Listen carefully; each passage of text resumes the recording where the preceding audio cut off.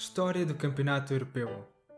A ideia de criar um campeonato continental já vinha de há muito tempo atrás. A primeira tentativa foi em 1927, quando Henri Delaunay propôs a realização de um torneio continental à FIFA.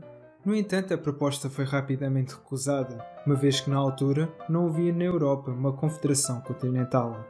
Além disso, a própria FIFA tinha receio que a sua competição, que já estava a planear há algum tempo, pudesse tornar um completo fracasso por conta da criação de uma competição europeia. Por conta de tudo isto, este projeto ficou esquecido por mais de 20 anos. Somente em 1954, ano que foi fundada a UEFA, é que surgiu novamente a iniciativa de criar um campeonato continental. Novamente, Henri Delaunay insistiu nessa ideia e desta vez, com sucesso, conseguiu a sua aprovação. Nem mesmo a sua morte em 1955 impediu a concretização deste projeto europeu, que agora era liderado pelo seu filho, Pierre Delaunay. Assim, em 1958, foi anunciada a Taça das Nações Europeias. O torneio foi dividido em duas fases, em formato de eliminatórias, uma fase de qualificação e uma fase final, que ocorreu no ano de 1960. Das 17 seleções que participaram, só apenas 4 é que garantiram a sua vaga para a fase final do torneio.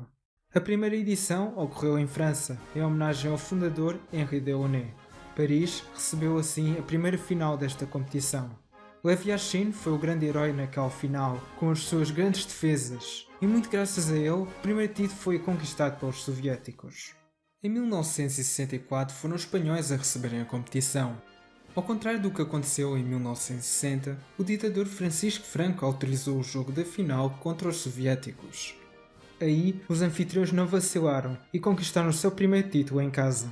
Além da mudança do nome da competição, esse campeonato ficou marcado pela polémica e curiosa decisão do jogo entre a União Soviética e a Itália nas meias finais, que foi decidido com a famosa moeda ao ar, que favoreceu a qualificação dos anfitriões à final.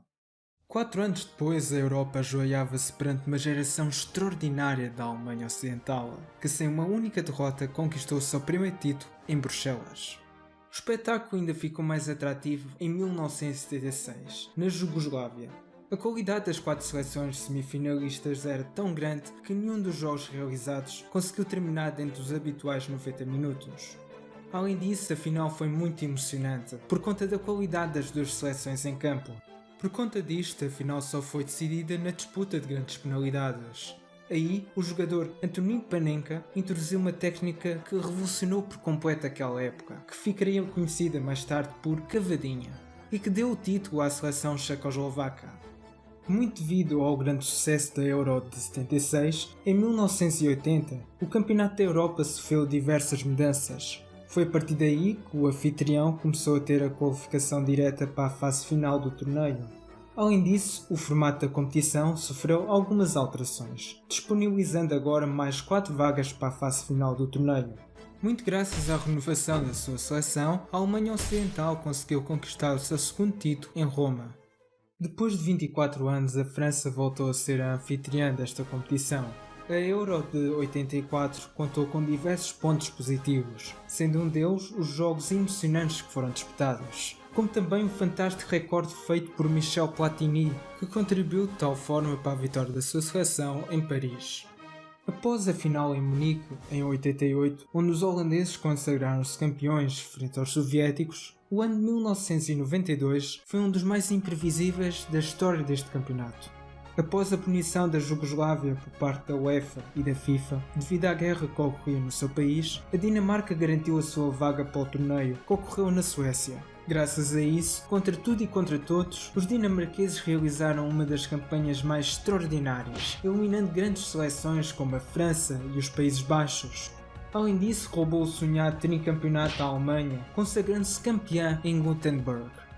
O ano de 1996 foi um grande ano de revolução. Muito devido ao difícil acesso para a fase final desta competição, o torneio passou a receber 16 seleções, exigindo a adaptação do formato.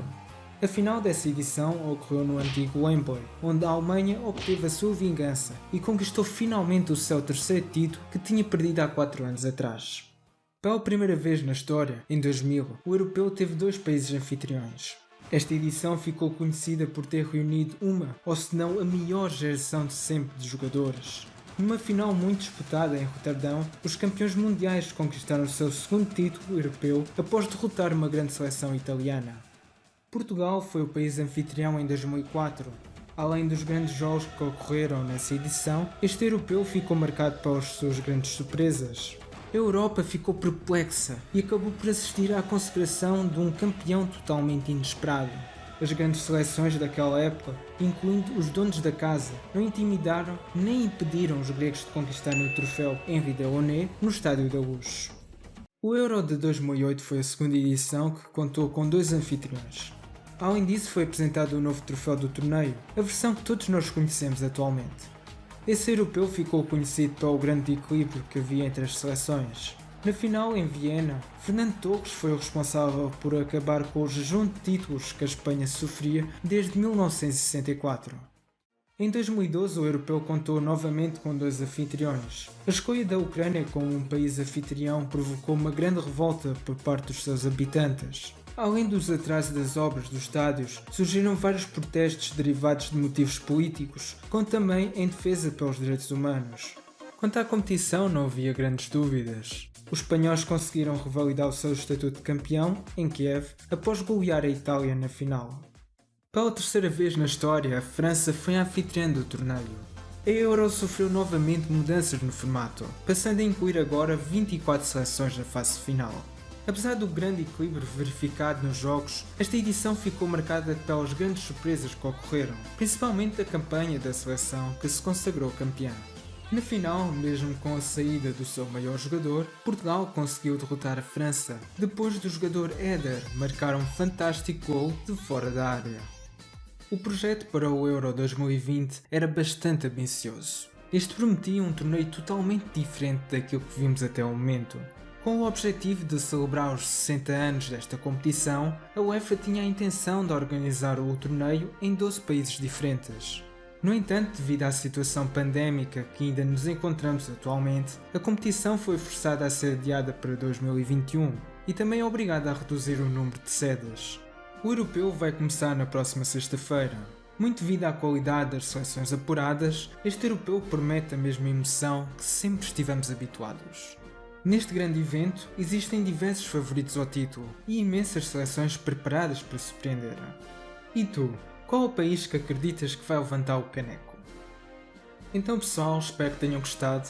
Recordo que isto é apenas um resumo da história deste campeonato, pois cada edição tem a sua história e eu não queria entrar em muitos detalhes para não deixar o vídeo muito longo. No entanto, se ficaste com curiosidade em saber mais sobre a história deste campeonato, recomendo-te a ver estes vídeos onde falo sobre as campanhas de algumas seleções. Pedia que dessem um like, subscrevessem e também partilhassem com os vossos amigos, pois estes vídeos dão muito trabalho para serem feitos. Bem, era tudo o que eu tinha a dizer. Tchau, até o próximo vídeo.